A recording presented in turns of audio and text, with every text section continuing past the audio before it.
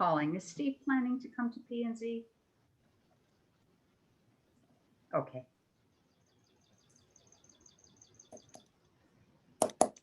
No. I just want him to sign on.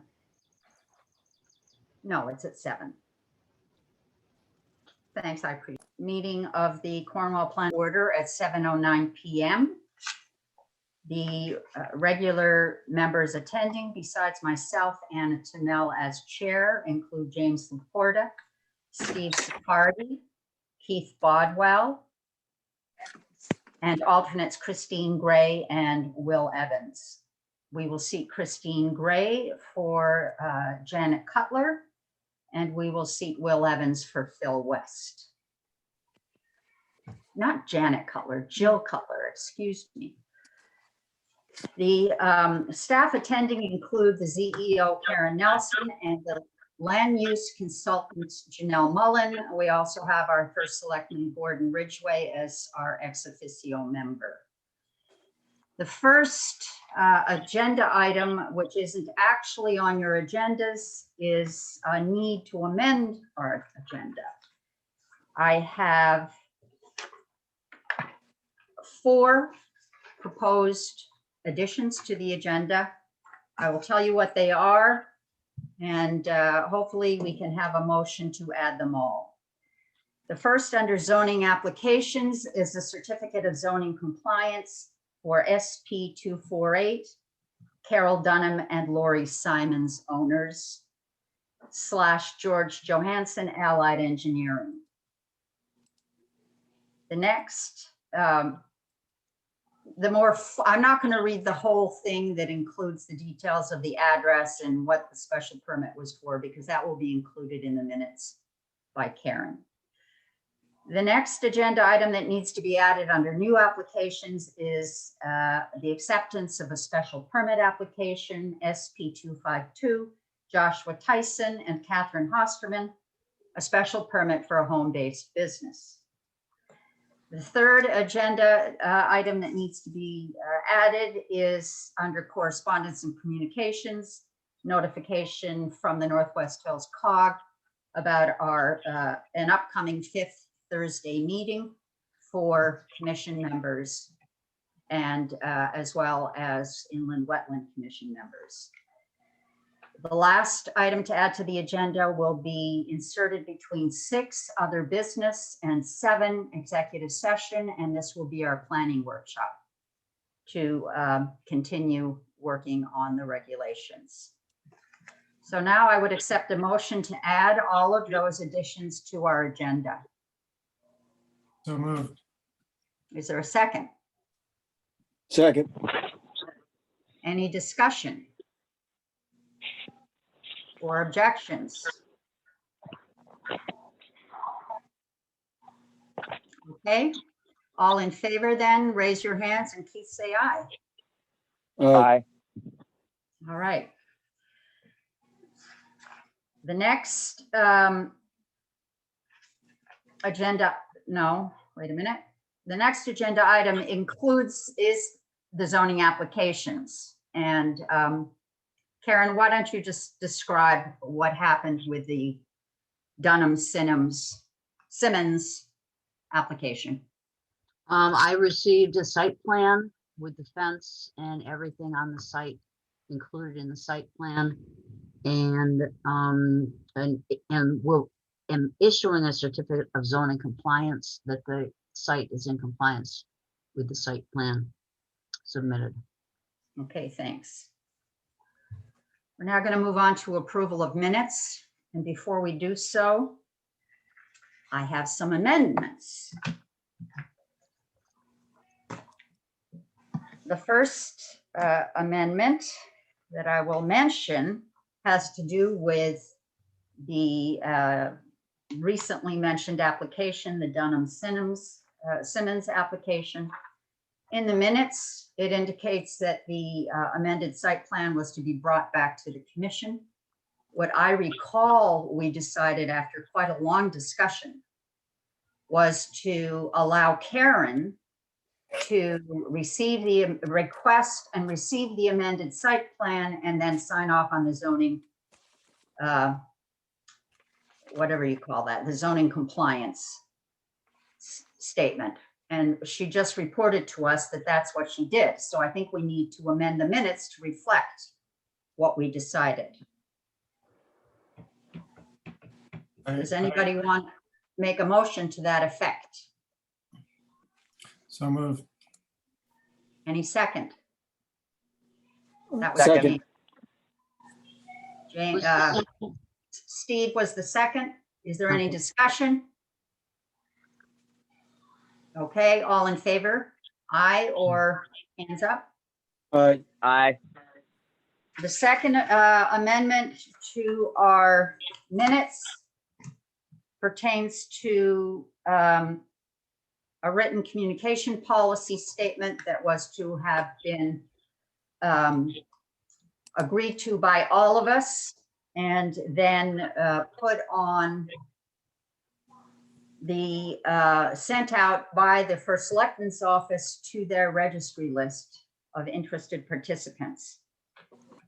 We did not, in fact, finalize that communication policy, and it was not sent out. So I think we need to either put it in the minutes tonight that that is a follow-up to that issue, or add to last month's minutes that it was not done and the reason it was not done. James, you have something to say? No, I'm just reading through the minutes actually to see how they were, how it might be needed to be modified. I do agree that what you said was true. And I did receive, obviously, the communications from our town attorney. I think that's what you're in reference to, those types of discussions as well. He had some input on that. Well, it's not really pertinent to what we're saying now. Basically, the minutes reflect a decision by us that's not accurate. I want the minutes to reflect the decision that we actually arrived at, which was to allow Karen to issue the certificate of compliance without having to bring their new site plan back to us at a future meeting. Oh, I see what you're saying. Yeah, So that's how I want to amend the minutes. But what I just said. Could I have a motion? I move that we amend the minutes to reflect that Karen did have the authority to approve the modified site plan. Any second? I'll second. Thank you, Keith. All in favor, raise hands or say aye. Aye. Aye. I suppose I don't have to ask any opposed since I saw all the hands. So that amendment passes. The final amendment is I would like to change the paragraph in which it was explained what our intentions are vis-a-vis the regulatory reformatting that we are planning. I don't feel it was clear enough, and there have been people who have continued to misinterpret our intentions and make public statements to that effect. So the more accurate reflection of what we decided would read as follows. I will be sending this to you, Karen. The P&Z Commission will review all current regulations with the intention of reorganizing them for easier access by potential applicants, making improvements in clarity by adding more precise definitions, and making sure any land use laws of the state of Connecticut are acknowledged and up to date.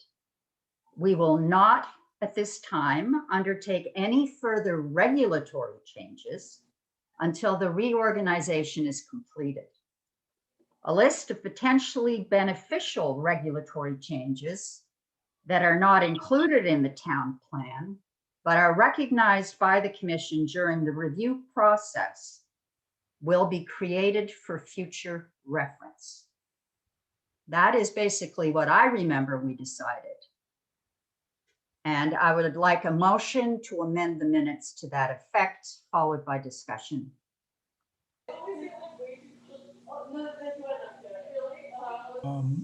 So moved. Is there a Second. second? Okay, any discussion about whether you disagree with what I've stated as to what we decided? Can you read that last sentence again?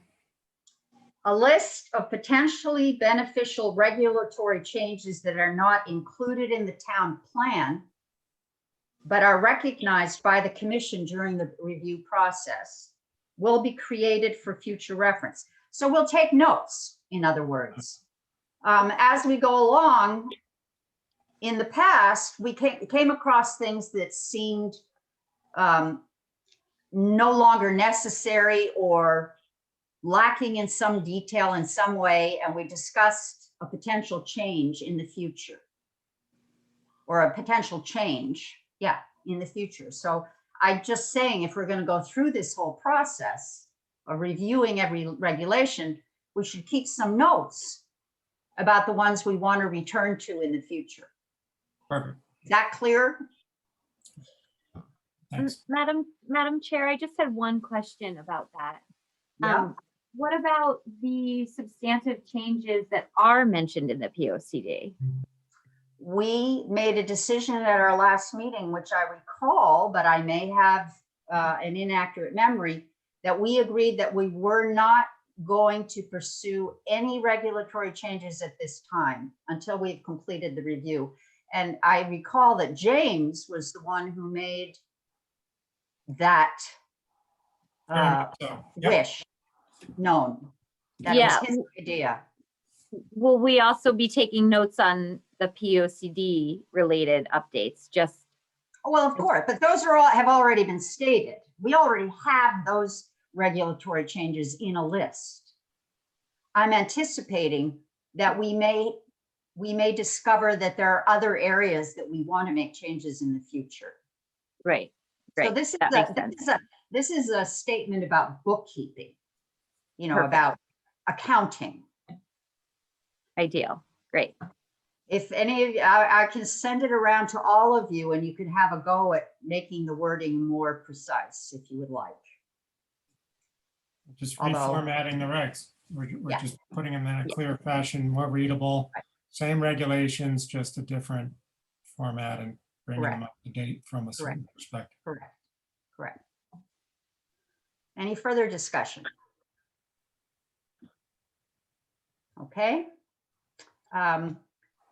In that case, we'll have a vote. All in favor of this amendment to the minutes, raise your hands and say aye. Aye. Aye. Any opposed? Raise your hand. Okay, so that's a unanimous vote. Now we're going to finally move on to the new applications. Now we have to make a motion. Don't we have Make Oh, a- yeah. to approve the minutes as Excuse revised? me. Thank you, Keith. I'm losing track. So I'm sorry. What is it I need to do now? Somebody needs I to move make, that we approve the minutes as revised. Oh, thank you. Thank you. Second. And James seconded. All in favor of approving the minutes as revised?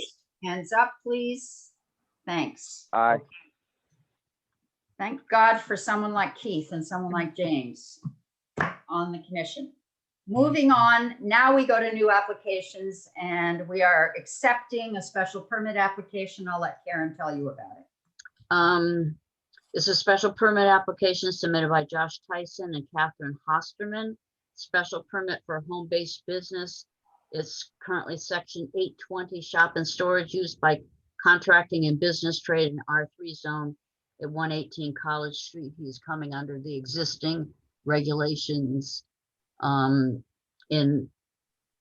that have existed for many, many years. So the application, I'm asking that you set it for public hearing on August 10th. There will be a legal notice on both the website and in a newspaper and the application in its entirety will be put up prior to the meeting. We need a motion for that, correct? Yes. So we need a I motion. move that we set the special, the public hearing for, what was it, August 10th, And 2021? August 10th, yes. Second, all in favor? Aye. Hands? Aye. Thank you. Under pending applications, which is the next agenda item, we have none. Under staff reports, we have Karen Nelson. Have anything to add, Karen? I am quickly going to say that as of this week, the land use office is now open to the public by appointment only. My office hours are Tuesday and Thursday, 9 a.m. to 12 noon. As many people are aware, I'm often here on at other times, including sometimes on Saturday and sometimes not on Saturday, but my posted office hours by appointment only, which can be made via email or with a message left on the answer machine, are providing the courtesy to the town clerk for social distancing based on the space and the distances that we have here. And so I would just want to remind everybody that it's just not walk-in trade anymore, but I am open and I try to answer emails within several days whenever possible if it doesn't require research. But those are my posted office hours, and those will remain Tuesday and Thursday, 9 a.m. to 12 noon by appointment. Thanks, Karen. Next, we have Janelle, who is going to give us an update of recent legislation, and I'm fairly confident that she has a PowerPoint. Yes, I will share my screen. So before I bring that up, I just want to say I'm presenting these just not representing a particular policy position, but just sharing what has recently taken place during the legislative session that recently closed. June 9th was the end date for that. And this is just a summarization. And any summarization of the law, there are additional important details that I might not go over this evening, but they do exist in the statute. So for further reference, if you really want to, feel free to either ask me about some of the further details or I can always share the statute. And that said, this will be represented at the event that Anna did mention. So at the 5th Thursday, I will be giving a legislative update, and that will take place at South Farms on July 29th. I'll share that information then. So let me know as a commission, as I go through these slides, if you want me to go into detail on any point that I bring up, or if you want me to move quickly, because I'm happy to go in either way, either pace. So let me just bring up my slides. So without further ado, the first sort of big policy is House Bill 6107. A lot of Desegregate Connecticut, a lot of the initiatives, a lot of the concepts behind the whole Desegregate Connecticut movement came to be under law in this House bill. A big one, an important one for all 169 municipalities in the state is this one on accessory apartments. So under this new state law, it's now Public Act 2129. At least one accessory apartment shall be allowed as of right on each lot that contains a single family dwelling. I do want to note there is an opt-out option. That's a two-pronged approach that would need to go before P&Z and the Board of Selectmen with a deadline of January 1 of 2023. But otherwise, there are some stipulations around the accessory apartment. One being that the owner occupation requirement would go away, so they would not be restricted to homeowners or relatives. That floor area setting a ceiling for that would also go away. Parking requirements would allow just one space for each efficiency unit, and then the municipality can actually still regulate whether or not long-term rentals are allowed. So that's in brief. There are much more details in the statute, but that's a big one that will affect all towns within the state. The next is in this House bill as well. There's just a lot of discussion around housing, and some of the recent legislative changes do require that states enable multifamily housing somewhere in their towns. So within a certain zoning district, the towns can decide of their choosing, but they must enable multifamily housing. And that said, they also need to ensure that there are fair fees across the board. So oftentimes I do see in towns, some towns will charge a higher price for a multifamily development versus a single family home. The state legislation is doing away with that.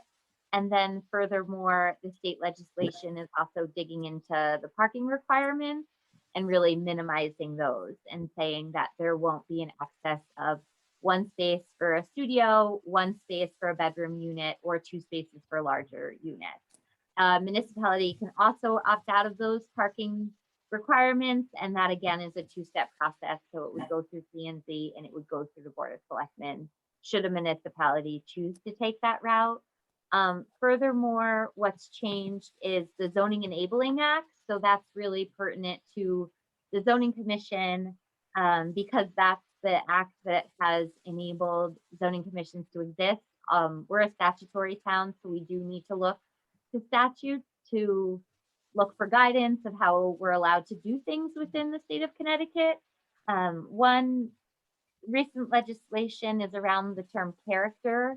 So we do see this often used in our regulations, and Desegregate Connecticut really pushed that, wanting to get rid of terminology like rural character and make sure that it was replaced with physical site characteristics and very zoning land use oriented terminology.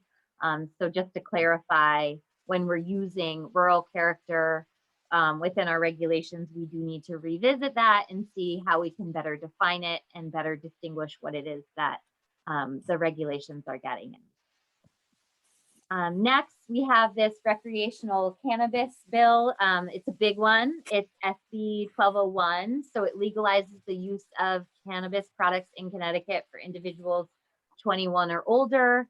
There are some tax implications for each state, which aren't pertinent to the P&Z, but it's important to towns. And we do get into, with planning and zoning, really the zoning regulations will need to establish some rules around cannabis. And if they don't, what the state considers is that they will regulate them in the way that uses that are similar are regulated. So some towns that remain mute on them utilize retail as a way to look at if recreational cannabis is being sold or being vended. There are some caps. So as far as retailer and cultivators go, that would be one basically for a town of our small size. So there's a lot to this bill, but just in brief, the zoning regulations, if they're mute on them, the commission would maybe potentially like to consider having a direction and thinking through how they would like to regulate recreational cannabis now that it's legal statewide. Next, just briefly, is training. So this is pertinent both to Karen and to everyone on the commission. There's a new requirement that each municipality will have to basically log the hours that commissioners attend training. And it's now required that training will be required for 4 hours of training within a year and then subsequent training thereafter.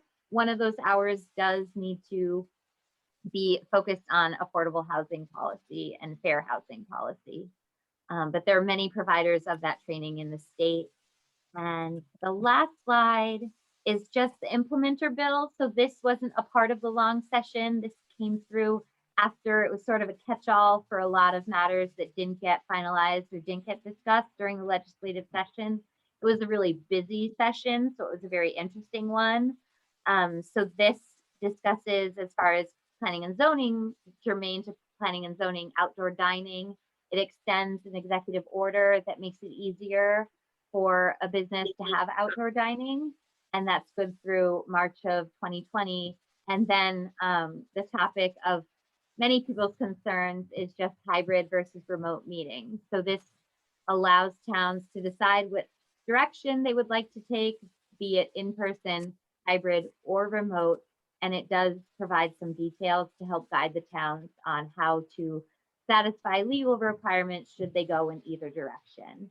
So that said, that is in effect currently, and that will sunset on April 2022, unless the legislation wants to tackle the whole concept around electronic meetings.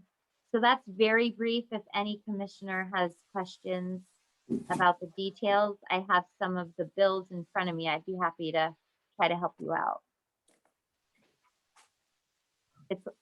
It's a lot.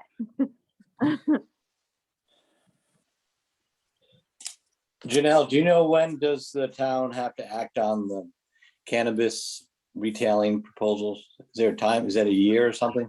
You know, Gordon, from what I have seen for deadlines, most of them look to be January 2023. Let me just look really quick.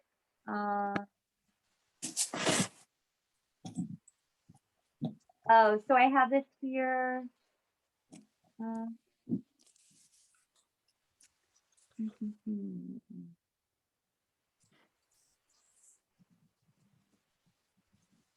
I believe it's January 2023, but I might be mistaken.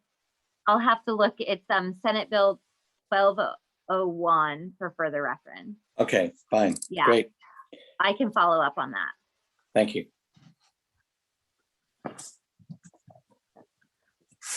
Any other questions for Janelle? James? Oh, sorry, James, I'll unmute you. Could you unmute Will Thanks. and Steve too? Yeah, so Sorry, I don't know. if anyone, just for the commissioner's knowledge, if you do manually mute yourself, totally fine, but just let me know that you want to be unmuted. So I'll go ahead and just unmute all of you. Steve, I see you out there too.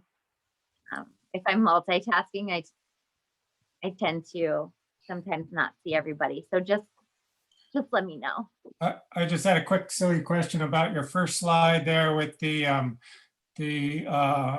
let's see, accessory apartment reg, and it talked about the maximum, like minimum size. It seemed like that sentence didn't really work. It was is it 1,000 square feet? It's Honestly, as is often expected with statute, it's confusing. What it says is it says regulations must allow maximum size of at least 1,000 square feet or 30% of the size of the primary structure, whichever is smaller.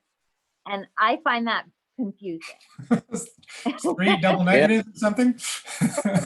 So there were maybe 3 different briefings of all the legislative updates right after they took place. So there was CCAPA, which were all the attorneys, and then there was a COS webinar, and there was also a Casio webinar. And there are so many attorneys with so many different opinions on these ones, but that's what is written. So to the best of our interpretation, they must allow an accessory size of at least 1,000 square feet or 30% of the size of the primary structure, whichever is smaller.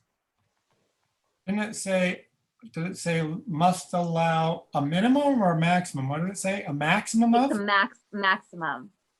Okay, Mhm. whatever. I have a feeling they're going to want to clarify that. Yeah. So, There's been so that there's means they been could allow more than that, but that's the maximum they can allow. From what I've listened, they really wanted to get away from those minimums. There were some situations just where there was a minimum size, or it could be no greater than 600 square feet or 900 square feet. And that was my understanding in listening to a lot of these briefings. The intent was to make sure that they weren't decreasing their potential size. Right. Thank you. Are there any other questions from commission members? Okay. Next agenda item, correspondence and communications. Janelle, someone has already mentioned the fifth Thursday, that one of the seminars / conferences that the Northwest Hills COG sponsors every time there's a fifth Thursday in the month, which it works out to be maybe 4 or 5 times a year. They are attended by planning and zoning commissioners, conservation commissioners, and wetland commissioners, as well as staff from all of the towns. And I have always found them highly educational. Since you commissioners will now be under some obligation to attend educational events, this is a wonderful format. So I'd like Janelle, to go know- ahead and tell us what's going to be going on. So it's in person, which is nice. From what I've witnessed, there are a lot of new commissioners, which is fantastic. So it'll be a nice way for them to meet each other. And then this event coincides with when South Farms does their social Thursdays. So they do have social events on this farm in Morris, and there'll be food trucks and some live music prior to our presentation. So there'll be some fun mixed in with the business, and it'll just be nice to get out of our houses and be able to see each other. So you RSVP to Jocelyn Air, and I think you should all have received the invitation. If not, we can resend it. So think about that day. And then I see the next one is September 30th, planning and zoning to protect lakes, rivers, and water quality. So that would be interesting too. And I wouldn't be surprised if our Housatonic River Overlay Zone isn't cited as a best practice, right, Janelle? Yes, yes, Yeah. yes. Mhm. Cornwall is often admired at these meetings. All right, we shall move on then, and waiting for me to find my agenda.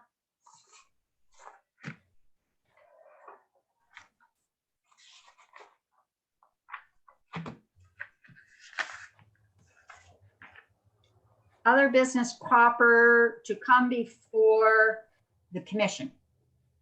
And what's listed here is discussion RE meeting format. As you know, we agreed at our last meeting to continue to meet by Zoom until it became possible to have meetings in person and then to make another decision. The Board of Selectmen is now holding in-person meetings. I take that as a sign that this option is open to us if we so choose. So I would like you to discuss it, and we will figure out what suits the majority of us the best. Can I I'd just prefer to go clarify back that for a to second? in-person. Anna, we held our last meeting in person, hoping that we were gonna be able to hybrid it and have some remote features to it. But the more we dug into it, the more we decided there was some complexity to that. So in the meantime, before we figure out the technology and we're looking at what other towns have been doing, we voted to actually go back to Zoom to preserve the remote feature. So that's Okay. where we're at the current time, and we voted to do that through, I think, the first meeting in September or something like that. So, because there are some implications, both administratively and some technology, and there's been some successes and some confusion on it. But there are towns that do it, so we want to do it right as far as the hybrid part of it. So we have consultants come in, our IT people are looking at it, and we're talking to some other towns. So for the,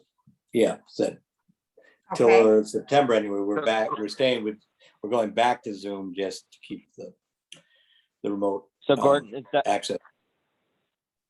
Yes? So Gordon, does that mean that for just, was that decision made for, in regards to all boards or just for the Board of Selectmen? No, not for all boards, but we did note that certain boards, including ours and yours, have attracted a public following for, good reasons, citizen interest.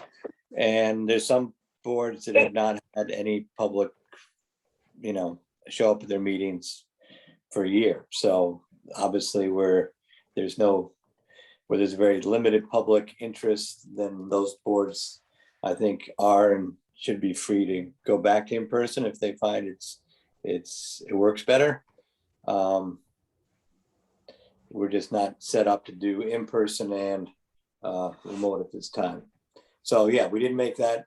We did not make that decision for you or other boards, because we've heard other boards are going back to in person, and that's fine. It just, we felt the boards that are popular or get people tuning in, that option should be preserved in some ways. There's some towns have gone hybrid, and some towns have gone back to remote or in person only.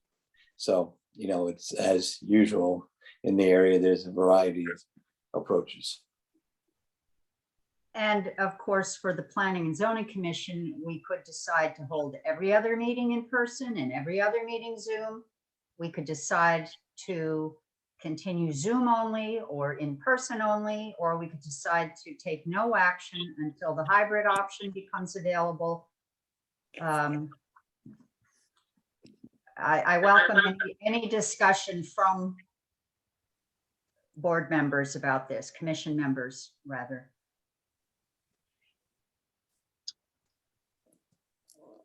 Karen has something to I'm say. not a commission member, but I'd like to speak to the fact that I have, actually, I work with a woman who, their town went back to in-person meetings, and it was an application with a fair amount of information that, mapping, et cetera, and it was very difficult for not only the audience to hear, but the fact that with any information that's put up, if we go to a hybrid meeting, we've got to have the technology to do it.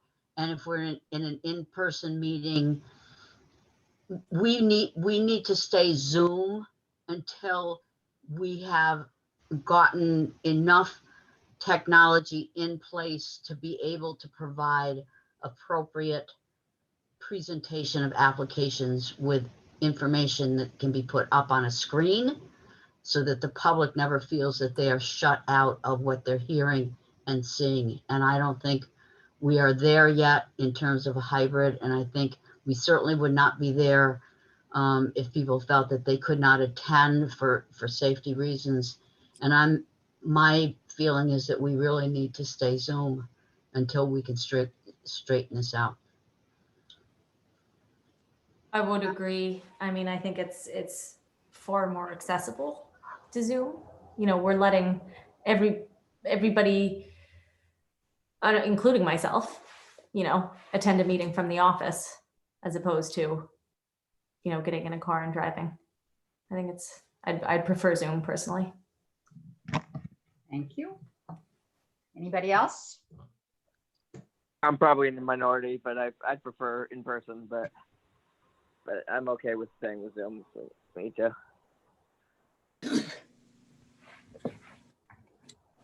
I agree with Keith. But I imagine we'll probably just follow what the selectmen do. So when the technology happens, and we can do both. But for now, I guess it should just be Zoom. Well, that leaves James. Yeah, I kind of miss the in-person meetings as well, but I can definitely see the alternative viewpoint as being more practical and more accessibility for everyone. I do kind of miss the actual, this seems a little, obviously it's less personal, more impersonal, and I kind of miss the personal aspect of it, although it is certainly convenient. Will, you've I think never sometimes experienced the in-person. Sorry. Go ahead, Keith.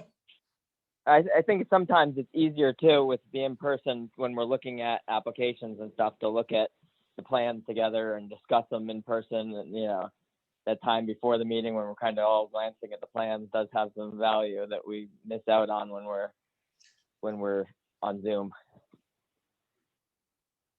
I think that's what Karen was referring to, being able to have those plans projected so we could all still see them and overcome that disadvantage. And well, the other thing I'll say is that looking at maps and plans, the other commission members who've been around the longest help the younger commission members learn what all those squiggly lines mean. So there's a mentoring process that goes on too. I'll have to acknowledge that. Yeah, and I don't think you can get that on Zoom or hybrid. That's got to be in person. What about you, Will?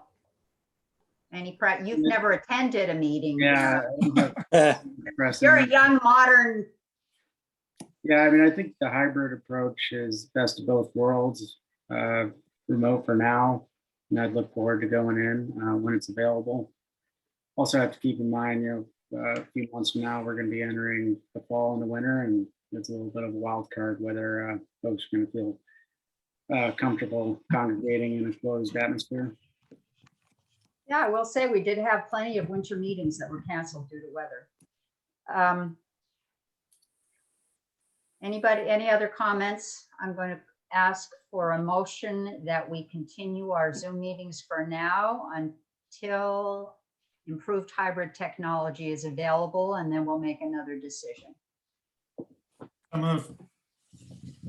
Second. Second. Steve seconds. All in favor, say aye. Aye. Aye.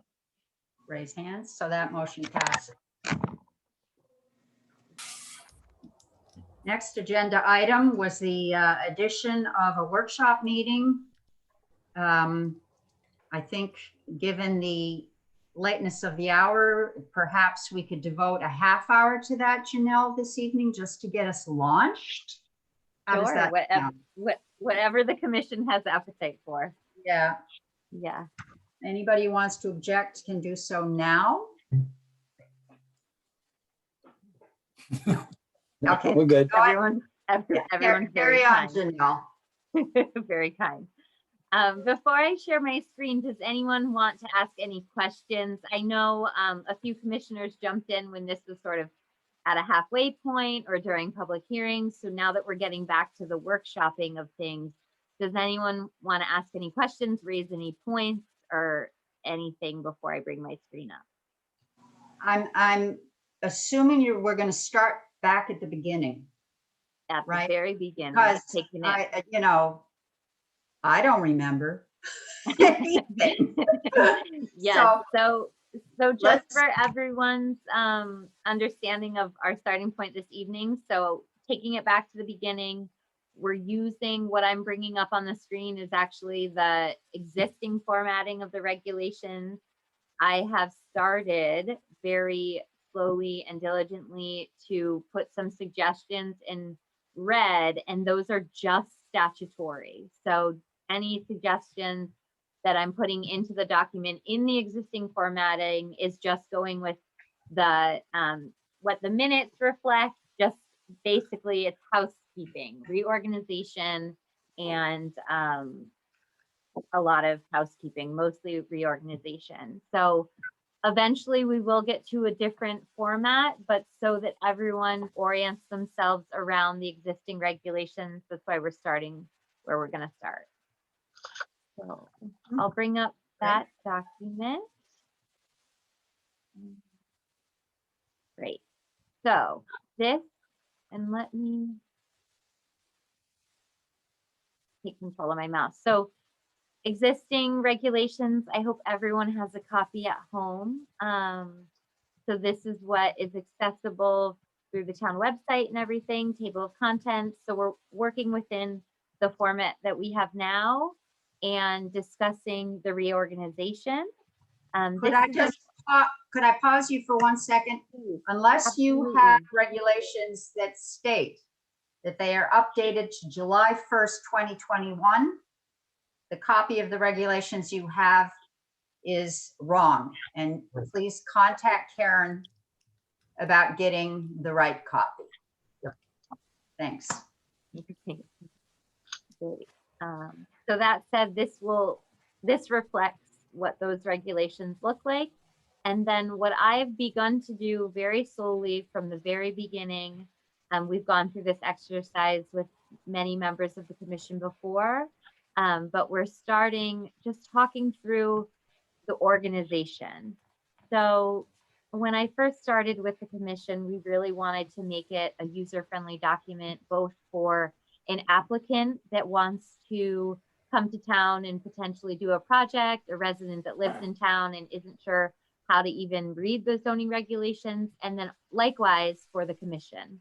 I think my first meeting, I recall we were in person and everyone was sitting at the table. It was my first time, and I noticed everyone was just flipping through their regulations, and it was a relatively simple adjustment. I think it was a site plan adjustment, and I just, that was really eye-opening for me around organization and making it a user-friendly document. So in this approach, we stick to Article 1, which is still intent and purpose. That's very common in zoning regulations. It's essentially taken from the Zoning Enabling Act that I talked about earlier this evening. That because Cornwall is a statutory town, it's introducing the statutes that give us the power to do zoning, to have regulations. So there's an overview there. There have been some reorganization and updates due to the legislative updates to 8-2 that were effective as of June of this year. And then my thought is orient everyone with our zoning districts and our zoning map. The zoning map was an elusive element when I first was looking through the regulations. I think having that map is a really nice way to spatially orient everyone, especially when you get into some of the complexities like the overlay zones and just the different districts. Granted, there aren't that many, but the residential districts differentiating between R1, R3, R5, and then the business district, and then knowing where the overlays are. And then we get into general provisions. So basically that's just an overview of all of the rules that apply everywhere. So, you know, conformities, non-conformities, a lot of that is taken from state statute. Community standards is something we were discussing maybe a year ago about just the general standards, the general priorities that the town wants to have within their zoning regulations. And then we just get into, this is just an overview of the rules that apply in any zone, anywhere in town. The thought then for our next article was to bring definitions to the forefront. So right now, if you flip through your regulations, they're in the back and they're relatively sparse as far as definitions go. So really making sure that we bring a lot of definitions to the front of the regulations so that words that get used are well defined from the beginning. That's a sticking point for a lot of regulatory review and interpretation. Beyond that, dimensional requirements. So that's just, you know, honestly, control, copy, paste, and bring it into where it is, just to reorient it in a different section. Then site plan and special permit requirements. That's a very boring article, but it's very formulaic in giving the timeline. It's all very statutory around, you know, site plan. When you accept it, you have 65 days to approve it. It's just making that very explanatory, not only for the commission so that they know, okay, I have a site plan before me. These are my requirements. This is my approval criteria that I'm looking at, but also in turn for an applicant. So if an applicant knows that they have to submit a special permit application to the town, they have a very clear, pretty much a checklist saying, you know, you have your site plan, you have your narrative, you're showing this, you're showing that, to make it very, very clear. I've witnessed a few just situations where if you're flipping through different sections, it's hard for an applicant to comprehensively understand what it is that they need to submit to the town. So that's the whole point of having this pretty early on in the regulations before all of the rules are laid out, just the different application procedures. And then I we get will- into, I just Yeah, want to yeah. second you on this, because this evening, in our list of zoning permits that were issued, there is a permit for a flower stand. And our current regulations have that as a zoning permit in one section and as a special permit in another section. So that kind of confusion will be eliminated. yeah, so I have my set of regulations that I first received from the town when I started doing work with the town, and I've tabbed a bunch of things and I've highlighted, there are some conflicts, and there's Scrivener's errors along the way. I've seen a few references to the R2 zone, little things like that, that, just taking note of where there are conflicts. So for all the commissioners, when you're flipping through and finding things, make note of them because it's important. And then, so for permitted uses, a thought, I know Karen's brought this up, and I've shared what I've done just in thinking through the uses that are allowed in town currently, of having a use table so that it's very clear to everyone regarding the zone that you're in, what your use is, and then what your approval process is. So I can bring that up and share my screen at some point, but it's just a really concise way of looking at everything. Most of zoning regulations, they really revolve around what uses and where. So this is just a nice way to visualize where things are allowed in town and by what approval route. So I've developed that based upon the current regulations, and as we adjust uses, long-term thinking, to make it, that document too is something that it's a quick update. So because it's such a visual tool, it can be useful over time. Then we get into overlay zones. So just for all the commissioners' knowledge, the overlay zones, they apply an additional complexity onto an existing zone. So basically the base of the zoning district, the district that exists still applies, but then there's this second layer of rules that goes on top of that. So that's where all the overlays come into play. A big one to note is this Housatonic River overlay zone. So there's specific rules and regulations there. Aquifer protection is just keeping in mind the water supply, where the water supply comes from, and then flood overlay zones and the Cornwall Town special use zones. So that's just an added layer of either additional uses and also in many, many cases, parameters. So some restrictions on property use because of a sensitive environmental corridor or an environmental concern that's pre-existing on that land. And then we get into specific provisions. So this is sort of the spiciest chapter, is where a lot of content goes around the very sort of difficult regulations. So we get into accessory dwelling units, ag uses, erosion sedimentation control, all the little more complex things that do pop up in zoning regulations that are specific to a lot or specific to a use will keep within this category. And then of course, signs and parking, that's very much applicable for many, many sites. And then the thought process is to have administrative and enforcement at the end. Right now, it's sort of sprinkled throughout the regulations. So especially when you go to read in the beginning, it talks about if you break these rules, this happens. And I think the approach is rather to present the rules and then get into the administrative pieces behind the rules. So how you get approvals, and then of course, sadly, how the rules, are enforced if someone breaks them, and just getting into the violations and penalties, and then also if there are zoning regulations or zoning map changes, really making that procedure very, very clear, so that this document can be a tool for the commission as the commission changes over time, so that it's very clearly spelled out how procedures work. And then, of course, we'll end with the appendix, which is just the reference of all the amendments. So that's an overview of the outline. Does anyone wanna, I see James. Oh, are you muted? I'm sorry, James. Yep, I'm good. Okay.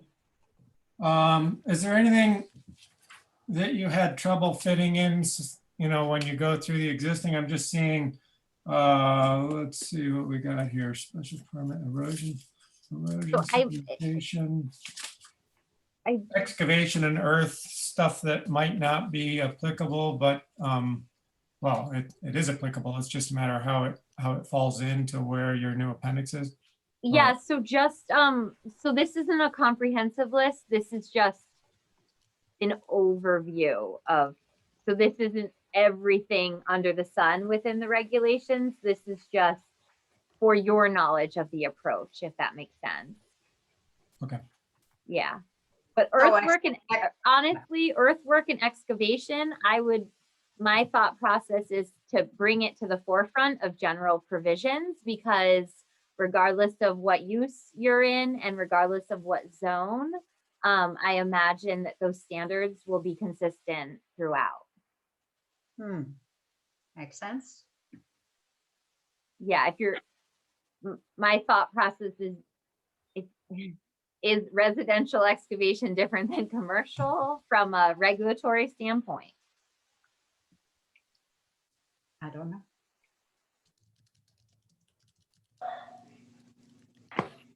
We don't allow commercial excavation in this town.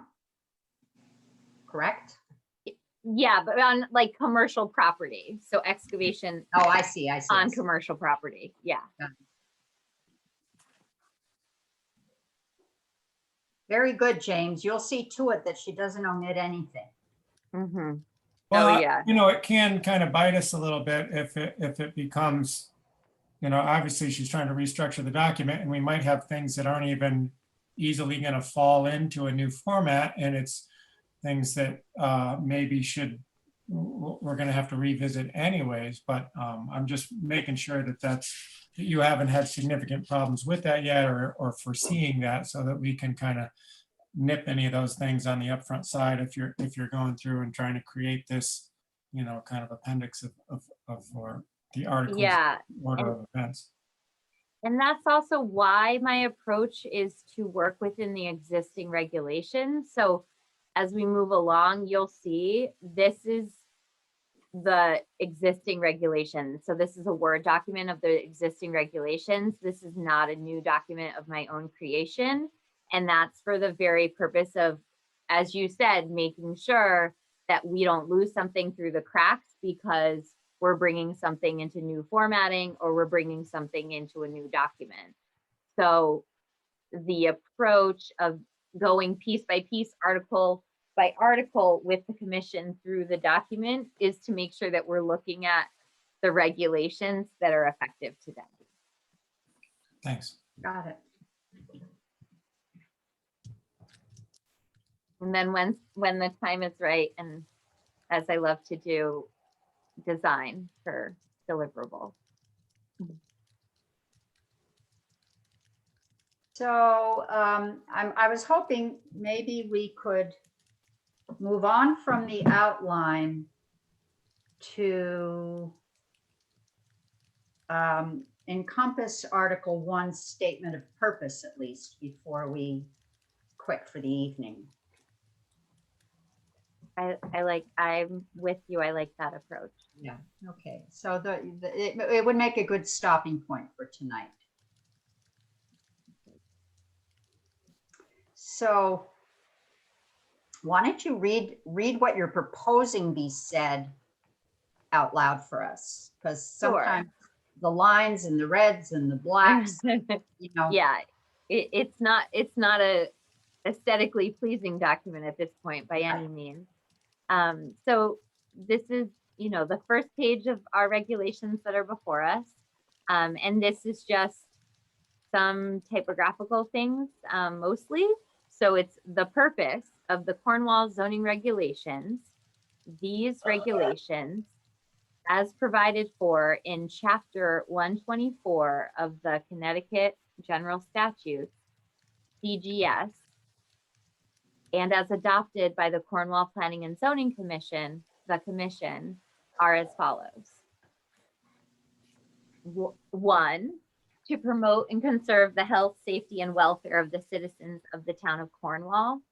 So before I continue, I just want the commissioners, so this language is actually from that Zoning Enabling Act 8-2, which tends to be a preamble in zoning regulations to provide the background of where the inherent statutory power to regulate land use comes from and the intent behind that. So this language is directly from that. So that's 1, to promote, conserve health, safety, and welfare of the citizens of the town of Cornwall, the town.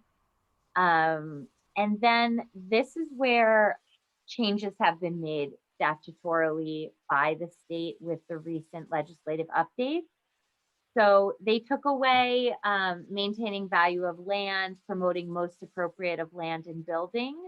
And they say to reasonably consider the physical site characteristics and its particular suitability for particular uses and with a view to encouraging the most appropriate use of land throughout town. We get on to the second, to preserve, or rather the third, to preserve and protect farmland, support the right to farm as described in Connecticut General Statute Section 19A 341. I did omit some language here because it mentions what's contained in the right to farm, but it isn't comprehensive. So again, all changes always up to the commission. What I'm doing is just, my approach here is to definitely make sure that we're reflecting things as far as how updates have been made over time. Then we get into, so this Can was- I, Yeah, please. sorry, I have a question because I'm catching up on Yeah, this. Yeah. So we have red text and Yeah. then red text that's struck through. Yes. What's the difference? So the red text that's struck through, anything in red is change. Change. That's Yeah. change. That's red for change. And anything that's struck through is actually a suggested omission due to the fact that the state has updated their 8-2 language. A lot of Okay. that came out of this long session to really think through the purpose of zoning regulations and what the promotion is. So that's where, and I can share the complete statute because it's the Zoning Enabling Act is actually a really important thing for land use officials and commissioners to read and really understand, because that's the basis for what it is that we do. It's the basis for why we even write regulations, and it's the basis for what the regulations are supposed to be promoting. So I'll actually make note to share that with everyone. It's not the most fun reading, but it's certainly helpful. I just got done reading that last night in preparation for a land surveyor's exam on Friday. My eyes were killing me by the end of it. Keith, do you want to present it at our next meeting? No, thank you. I will also add that I also read it and I noticed that the language that Janelle used here is basically the language of the legislation. Okay. So I'm that sorry, explains it. just to go back and clarify on number 4, the red Yeah, that's no. crossed out, that's in our zoning regulations, and we're crossing it out and we're using red to draw attention to the fact that we're crossing it out. Yes. Yeah. Okay. And so what's the difference between that and the cross out that's black on number 2? Does that make sense? Yeah, Like no, it- you're quite, that's, and I love your, I don't think, to be honest, Christine, I don't think that there There's is, there, it's crossed out So- and red should be, okay. so if there's a strike through, there's no difference. All strike throughs are created equal. Okay, There's no difference. And if it's mentally helpful for me to make sure that I'm consistent with the coloring, honestly, I think it's just what track changes hold. yeah. But I didn't know if, jumping into this after the fact, I didn't know if the red that was struck through was a suggestion that somebody else made. And then we decided to strike through, you know, so this is, I was just trying to clarify.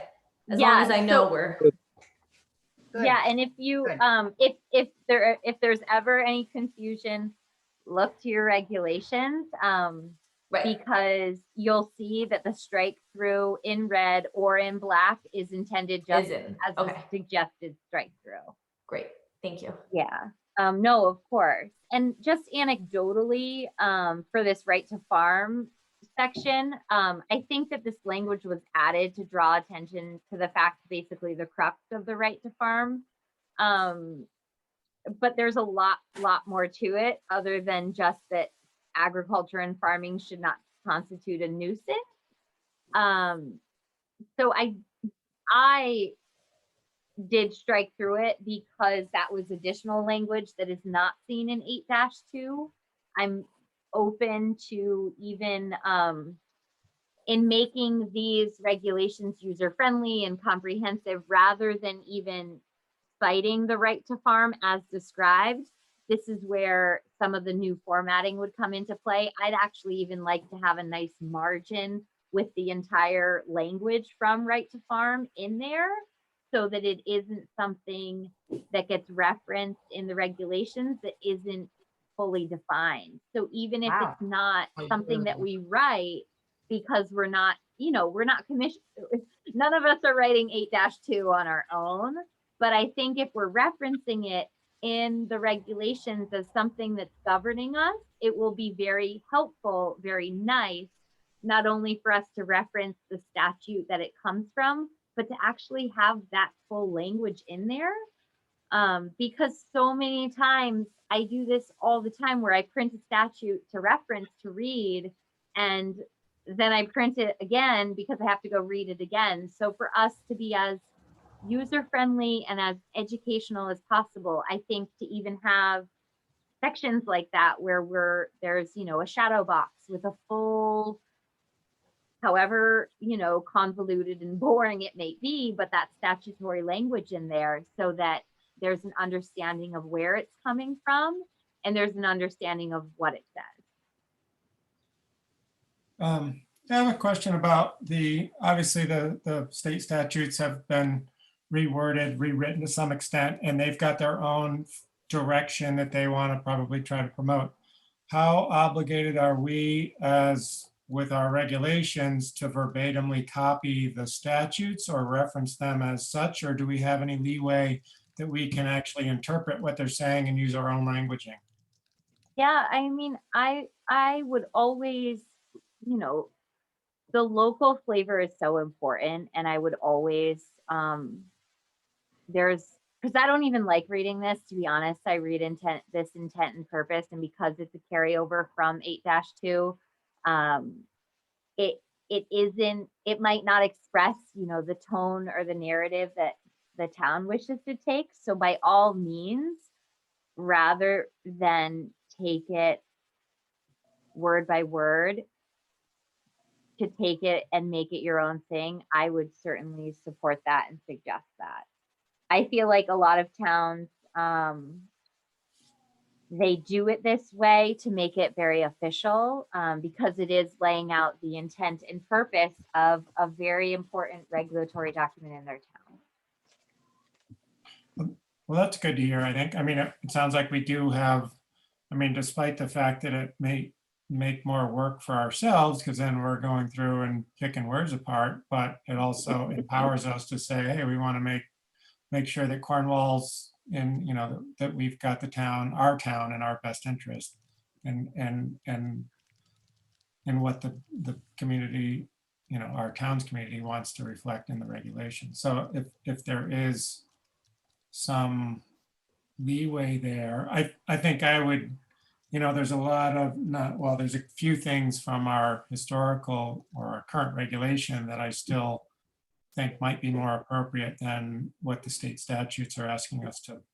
Of course. reword. And there is leeway there. We just cannot declare that we have authority that we do not. So that's where in reading this and in making sure and in utilizing state statute, that's where it's great to make the flourishes on our own and to incorporate the unique character. It's also because of the recent reorganization and because how important that was legislatively for land use reform, to make sure that we are capturing that is important.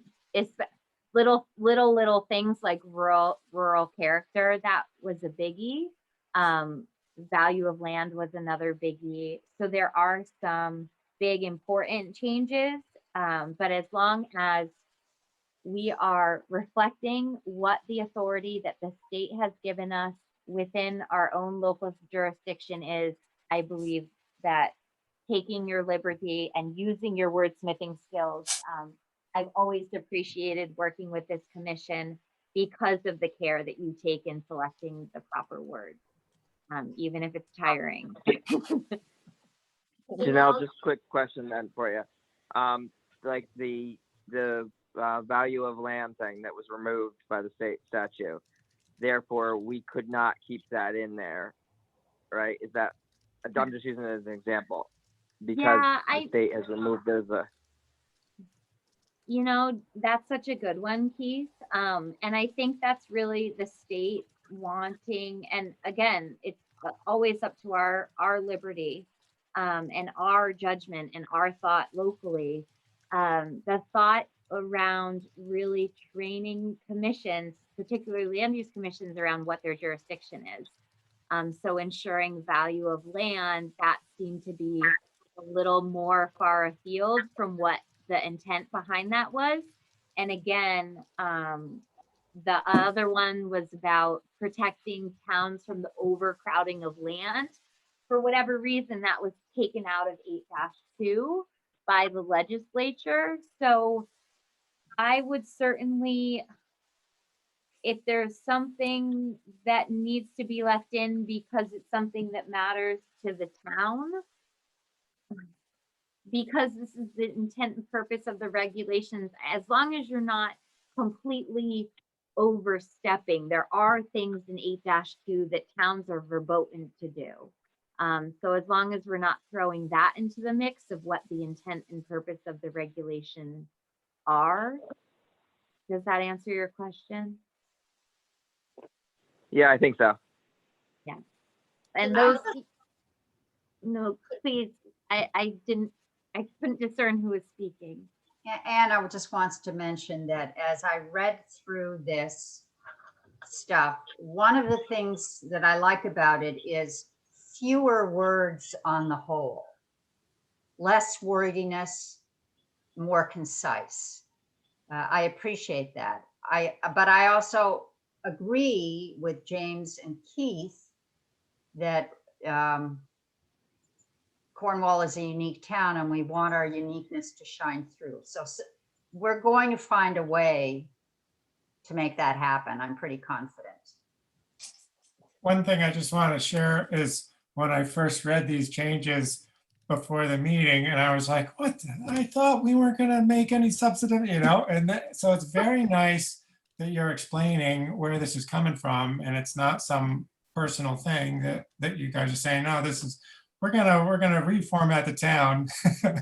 And we got this legislative overview that's really kind of adding its own flavor, I think, to how they want the future of Connecticut to in their, to move forward, which I think can be very appropriate, and some aspects are going to be appropriate, but just because of Cornwall and its uniqueness and how everybody kind of, I think the actual character, that we can't use that term, of the town is our biggest asset. from a variety, from an economic standpoint, so to actually not be able to have that type of language or to be cautious in using language like that, I think is going to be interesting moving forward of how much the state wants to overlay what we say.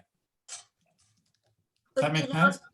can I bring up, going back to the, even out of the zoning regulations, that the state is asking towns to define rural character in their own unique terms. Where does that blend into the zoning regulations? How does it? How much of that self-determination as to what you define as where you can't use rural character, but you have to have specific definition? How much of that language can be put into here? So after hearing the briefing about the legislative updates, the focus was on physical site characteristics. So because the Planning and Zoning Commission deals with land use, land, it was very important to the legislators that people or nebulous terms like character weren't evaluated for approval or denial of applications. But the commission had a very strong set of guidance around the physical characteristics that they're looking to preserve or protect or to retain, rather than, it was the term character that was really the sticking point in the legislation, because character to me, like, oh, this let's just say, for example, oh, this office has a lot of character. That could mean something completely different to you, Karen. So because there was a lot of lack of clarity, not only for commissioners, but also for applicants, the conversation around having very clear site characteristics for evaluating applications came into play. I So think what made the legislative session so interesting, yet so long, yet also so contentious, there was a land use hearing that went around the clock overnight, where I turned my computer off in my office and I went back to work the next day and I turned it on, and it was the same people in the same outfits talking about the same issues around land use reform. And that hasn't been done on this scale since they were like the Depression, thinking through the rules and the regulations and what's been done over time, and how much it affects the economics of places and the way places operate, the access that people have to different resources because of what land use implications are. So it was, it's a lot to do, a lot to take in, and it's still a lot as far as how to, like James said, how to tailor it for our uniqueness in our individual towns. Wouldn't it be interesting if we could get the people of Cornwall to tell us what they mean by rural character? What does that mean to them? We may discover that it's a very, very different thing to different people, and and that's the problem. It's not specific. It came up at a meeting last evening, and stone walls and green space was a big topic of conversation. Yeah. But I think in moving forward with intent and purpose, and what I did too, I got rid of some terms that, like hereinafter, I just simplify those because of my tendency. There are some things that we probably don't want to spill over from the state as far as the word choice, etc. And I think now is a good chance to look at our powers that are provided to us in Chapter 124 of the Connecticut General Statutes, I'd be really happy to send everyone the Zoning Enabling Act. It's really helpful from a standpoint to understand what commissions shall and shall not do, and it might be a good jumping off point for when we pick up where we leave off this evening. Great. That would be appreciated. Thanks. I Yeah, can't wait. unless Keith has memorized it for us. Yeah, I've actually got it up on my screen, so I can just send it off to everybody. great, Great, Keith. super. Did they, Keith, does the version you're looking at, does it happen to show what they changed? Yeah, let's see, let me get back to chapter 124.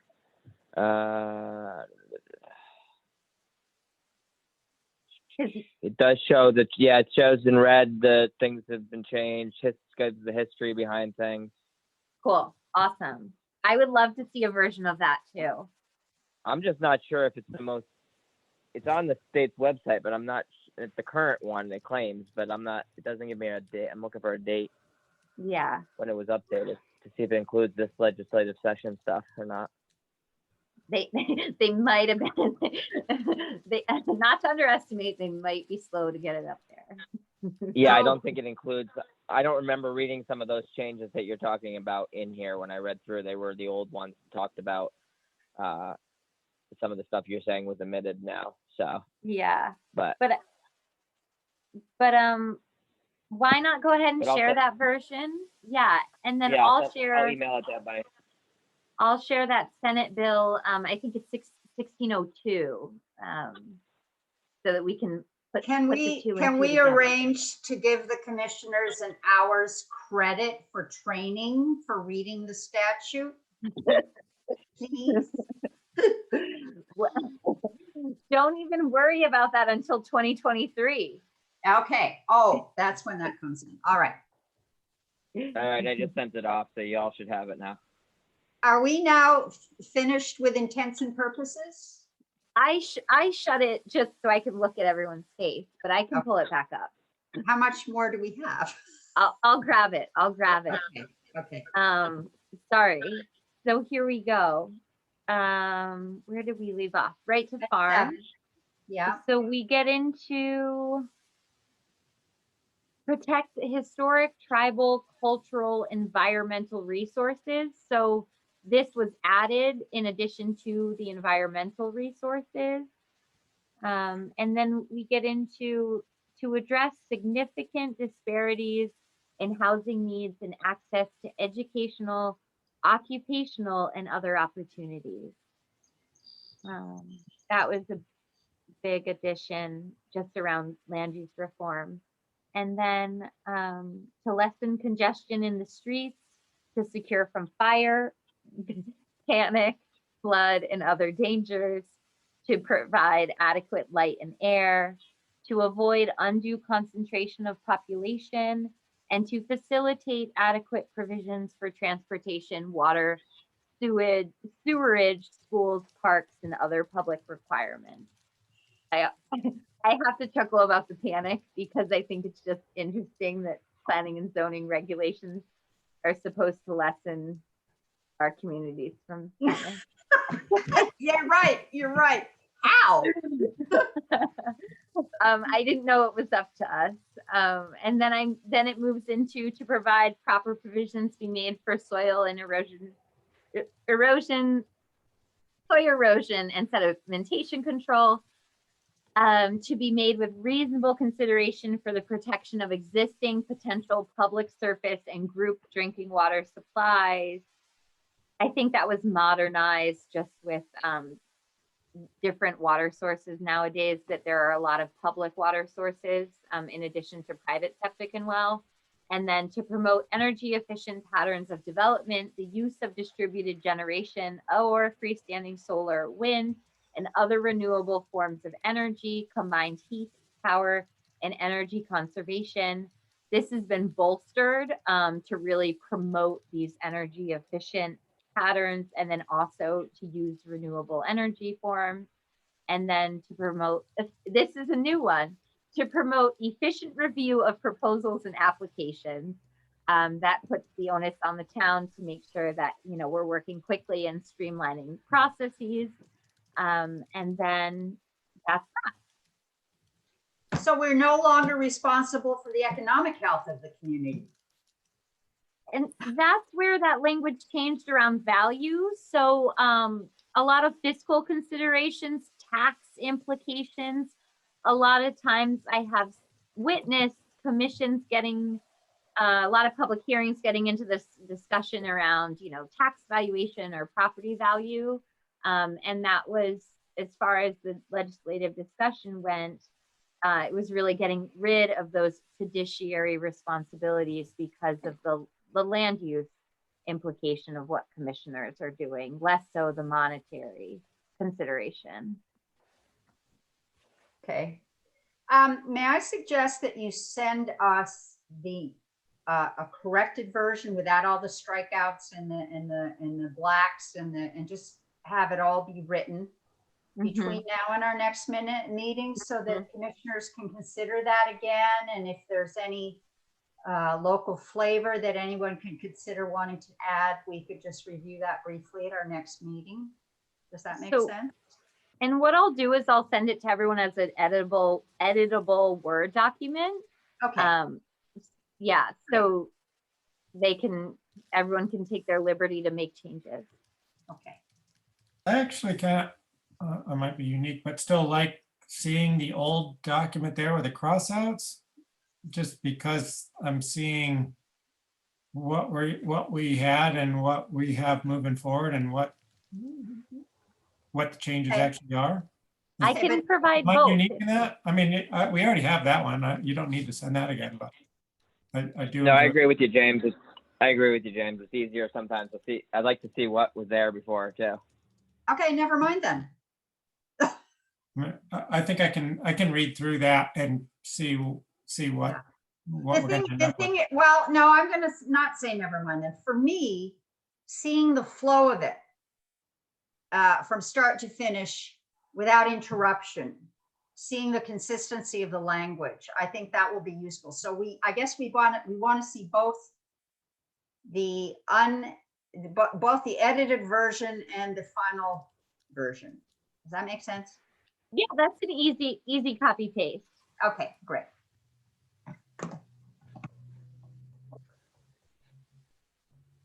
Okay, I'm going to call the workshop session to an end now, and the commission is going to move into executive session. I need to ask for a motion to go into executive session. So moved. May I have a second? Second. Thank you, Steve. All in favor, raise your hands. Aye. Okay. So we're now going to ask the members of the audience to leave so that we may proceed with our executive session. I'd like you all to please sign off. Thank you.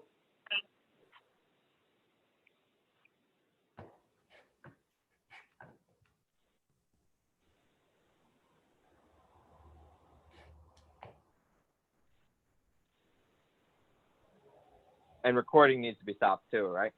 Yes, Yeah. Richard, you're expected to sign off. Thank you. I'm just going to give everyone a few more moments to voluntarily. Yeah.